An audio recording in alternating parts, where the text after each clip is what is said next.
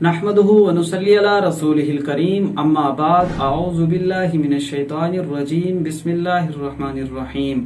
मोहतरम सामीन व मुकर्रम नाज़रीन, अस्सलामु अलैकुम व रहमतुल्लाहि व बरकातुहू। उम्मीद करते हैं आप सारे खैरियत और आफियत से होंगे।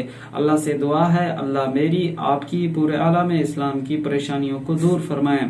दोस्तों, आज की वीडियो में हम बात करेंगे ख्वाब में दीमक देखना, इसकी क्या मुतफर्रिक ताबीरात हैं। आइए इस वीडियो में मालूम करते हैं। नए हैं तो चैनल सब्सक्राइब और वीडियो लाइक कीजिए।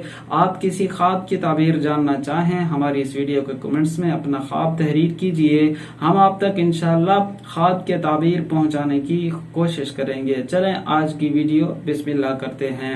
हजरत इमाम अल्लामा अब्दुल गनी नाबलसी रहमतुल्लाह अलैह इरशाद फरमाते हैं कि ख्वाब में दीमक का देखना किसी इल्मी मसले पर इख्तलाफ होने और लड़ाई झगड़े की ख्वाहिश रखने पर भी दलील है। हजरत फरमाते हैं, ख्वाब में अगर कोई शख्स ये देखता है कि उसके पास थैला है उसका या उसका बैग है तो उसके ऊपर दीमक लगी हुई है, या उसकी अपनी लाठी है जिसके आश्रय सहारे से वो चलता है उसके ऊपर दीमक लगी हुई है, तो हजरत फरमाते हैं ये इस बात पर दलील है कि साहिब ख्वाब की मौत का वक्त करीब है।